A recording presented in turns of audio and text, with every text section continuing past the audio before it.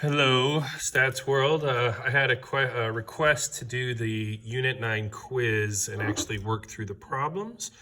I thought that was a pretty good idea, so here we go. So the first one, it says the p-value of a test of a null hypothesis is the probability that blank. So if it's 2023 and you're in Mr. Hughes's AP Stats class, if you don't know this one, that's shame and dishonor. Okay, the p-value, remember when we interpret the p-values, if the null is true, the p-value is the probability that we got our sample or one that's even more extreme. So we have, these are just out right here. Assuming the null is true, so they start about the same. This one says assuming the null is false. So that's a no to that one, choice A. In a test of significance about an unknown parameter of some population, which of the following is strong evidence against the null hypothesis? So against the null hypothesis is going to be if the p-value is less than alpha. And I'm not going to read through all of these. I can tell you the answer is D. We observe a value of an estimate of a known parameter based on a simple random sample from a population is very unlikely to occur if the null is true. Right? So this answer, you kind of need to understand what p-value means. And again, that's one of the reasons why I've been repeating it so freaking often. All right? But on this one right here, it's very unlikely to occur if the null is true. That means the p-value would have to be small. And again, all this other stuff is like fancy or lawyer speak for p-value, okay? But it's very unlikely to occur, be really, really, really small if the null hypothesis is true. But that last bit, this is what opens up this answer, why you should be able to get that one as D. Statistically significant, that's when we reject the null hypothesis. And so right here at a level of alpha, meaning that the p-value is less than alpha E. The next one, I'm going to start off by saying we never accept anything. So those two are out. If you forgot everything else, you should at least get this down to a 1 and 3 because we know we don't accept. Okay, also the fact that there's 2 rejects and 1 failed to reject, I don't know, that kind of tells me something. But anyway, the p-value here is 2.4%. So we would reject at a 5%, we would fail to reject at a 1%. Because that's 2.4%, that's larger. So we would not reject at a 1%, but we would reject at a 5%. Okay, the next one, it says in the problem the power is 90, and they want to know what a type 2. Those are hundreds partners. Of course, you'll have to read that question to do this one, but that's the type of stuff they also... Notice they also told us that alpha is 0.01, just so you know. That's the probability of a type 1. I think there's a different version of this question. Maybe it's on the test, maybe not, where it does this exact same thing, but then it says instead of probability of a type 2, it asks for probability of type 1. All right, the next one. This next one is pretty tricky. The one thing I can tell you, and they're talking about increasing power. So power, we want to go up. That's alpha up, beta down, N up, and gap up. Only beta goes the other direction. And it helps very much to write these. All right, so we want to know if we want to increase power, we want a larger alpha. So see these, we got alphas at 0.5 or 5%, we have alphas at 1%. I'm not liking those. Now there's more to it, so we can't just get rid of the whole thing, but not liking alpha at 1%. Also N goes up. So N is 40, not liking that one. N is 40, I'm not liking that one. And I'm gonna go ahead and dish that one completely, all right? Now, these we all have 50, and these are all 5%. This one is 40, so that one's out because this 5 and this 48 is the same as this 5 and 48, but that 40 would make it smaller. And then same thing now. With this one's 50 with the 51, and this one is 50 with 51, but the 5 would be higher. So this one's out. So now we have to decide, well, let me not circle one. We have to decide between A and D. And it says the alternate is that P is equal to 48 and P is equal to 51. This is that gap part, okay? So on here, the null is 45. The gap is the distance between that and what you're trying to find. All right, so on this one, the gap between 45 and 48 is 3. The gap between 45 and 51 is 6. So D would be larger than A. But again, right here, if you write this down, if you can memorize this and write this down, you would have at least gotten it down to a 50-50. And you would just had to guess between the 48 versus the 51 for the gap if you don't know what the gap is. But even if you only did this much, you'd had it down to a 50-50. All right, the next one, again, you can read the whole thing. I'm not going to read all these. We've already kind of gone through a bunch of these today. But this one, the problem is that our sample is 50 and P naught is equal to 0.06. Remember, we get P naught from H naught.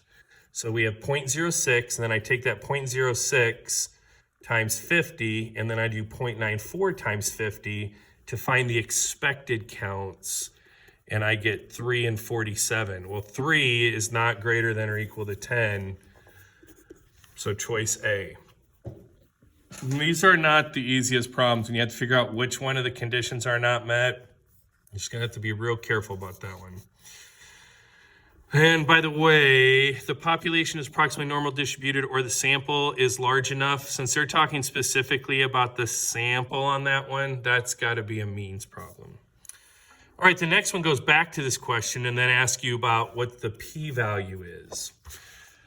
So go ahead and we're gonna plug this one in. So this one, we go to stat test.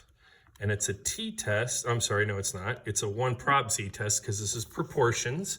And see, my h naught has a p there, so it's definitely a proportions problem. So I select it, and then the null is 0.06. And then we had 9 rotten out of 200. So 9 out of 200, and we got less than there, so we changed that to less than. But anyway, those are the values we need to have in the calculator. We hit enter, and I get a p-value of 0.18586, etc. All right, now if they ask us to circle the right one, that would be easier. But this time they give us ranges of values. And I'll tell you right now, several people would have picked this one right here, unfortunately. Okay, and you say, well, why would they? They just 25 and 1, between that is 18. Again, this is one where it actually might help us to write it as a percent, 18%. So between 10 and 5%, no, greater than 10%, right there. But actually, believe it or not, when you make the answer choices like this, a lot more people miss it. They get the answer right, but then they pick the wrong one. So that's, let's not do that. That's kind of like middle school stuff there. And we should be better than that. All right, the next one. This next one, again, I'm going to read the whole thing, but it does say H naught is 43%. So over here, we want one of these two. The mean is going to be, in a test, is the expected value, or P naught is going to be what we use to predict the mean. Okay, standard deviation is the same, which is nice because I don't want to have to calculate that. But we could, and then is it approximately normal? Is it shape unknown? Well, how do we get approximately normal? Okay, for proportions, n times p and n times 1 minus p, and really it's p naught, must both be greater than or equal to 10. And on this one, we would do 43% and 57% times 60. Both of those they'll both be pretty close to 30, but definitely well over that number. So we are good to go, and it will be definitely approximately normal because the large counts. In scenario 9.3, the test statistic, p-value, and the appropriate decision for this test are blank. All right, so first of all, this is a proportions problem. So no t's and no conclusion that's not going to be it either. All right, so we get z is 2.4. The p-value is both 0.008, and I don't have to worry about that. The question is, do we reject or fail to reject? Okay, now it did say alpha is 1% here, but this p-value is teeny. That's going to be smaller than 1% or 5% or whatever. But that one we would reject the null hypothesis, D. The next one, they're asking about a T procedure and which of the following, when can you use a T procedure? And it's B, as long as your sample size is 30 and is greater than or equal to 30 for the large count, for the large counts. So that one is B. All right, now here's where we get into the really freaking hard ones. I'd say starting with number 12, these get really, really, really difficult. All right, so this one is asking us to make the connection between a confidence interval and the hypothesis test. And the part we need to remember is that if we reject, then the confidence interval, the value will be outside of the confidence interval. If we fail to reject, I don't know why fail starts with a R here, then that value will be inside of the confidence interval. So again, there's more to it than this, but if you can at least get this part down, you have a really, really, really good chance of getting this right. And also remember, it has to be, the alternate needs to be P is not equal, or the alternate is mu is not equal. You have to be a two-sided test or two-tailed test to make these connections. All right, so on this one, they give us the confidence interval, but notice they don't write it as an interval. I'm not sure how many of us would have come up with this on our own, but again, that's why we learn. But that's the confidence interval written as an interval, okay? And this is important because the values they give us, notice they're giving us different values for mu naught, okay? 1.1 is inside the interval, 1.2 is inside the interval, but inside means fail to reject. So inside, reject, no. Inside, reject, no. 0 would be outside of this interval. So if we ran a test where we did 0 versus not 0, we would reject at the 5%. And also this 5% and this 95, those need to be hundreds partners. But they don't ask about that too much, but it's in there sometimes. But anyway, this one would be C. I mean, again, this reject outside, fail to reject inside. That's a big part of this one. Also, transforming this from a plus and minus with the statistic and the margin of error, instead writing as an interval, that also helps a lot on this problem. All right. We're in about 12 and a half minutes and got 4 more questions left to go. So we get this done in under 15. So we test the hypothesis mu is equal to 1 against the alternate mu is not equal to 1, and you get a p-value of 2.2%. Which of the following is true? All right, and again, include or not include. Okay, and then we have 99 and 95%. Well, right here, if we did the 95% confidence interval right here, alpha would be 0.05. A 99% alpha is 0.01. So I got to get that straight first. And this one, alpha would be 0.01, alpha equals 0.05. Okay, so on this one, if it's 5%, we would fail to reject. If it was 1%, we would reject.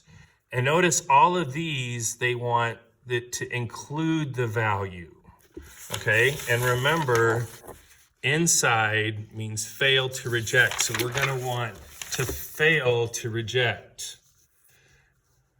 So I'm sorry, well, this one, it says include or not. So we need to fail to reject, which means we want it to include it. All right, so again, at 99%, 1%, we're gonna reject. We already said we need to fail to reject to get that number inside. So with 5%, 5%, we would fail to reject at, oh my gosh, I just said that backwards. I'm sorry. 5%, we would reject the null, right? Because the p-value is less than the alpha. Dang it. I just got this all recorded and I did it backwards. This one we would reject, okay? But on this one,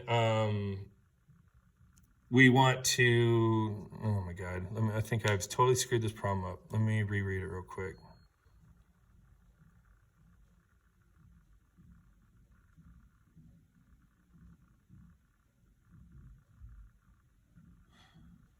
All right, so first of all, because this is 1, we can get rid of these. those are out. All right, and then for 99% versus 95%, a 99%, with alpha 1, we would fail to reject. 5%, we would reject, okay? And then because we wanted to include, and again, I was kind of right, and I kind of messed them up, we want the number inside, all right? So then that means right here. I'm sorry, I did not do a great job on this one. But anyway, 99% confidence interval has an alpha value on a test of 1%. They have to be hundreds partners. Okay, if we have 1%, we would fail to reject, which means that that value from you would be inside of the confidence interval. Okay, well, hopefully this next one will go a little bit better. It's the same basic premise. Okay, right here, they give us the confidence interval, but once again, they don't give us in the form we're used to.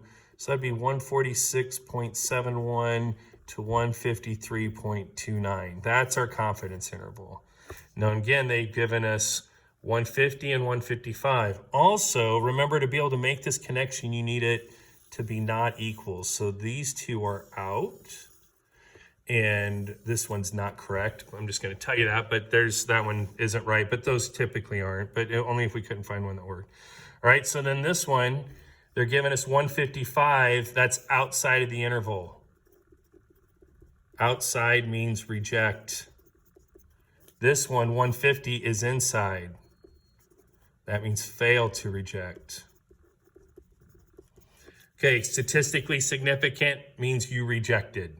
That's just something that you should know.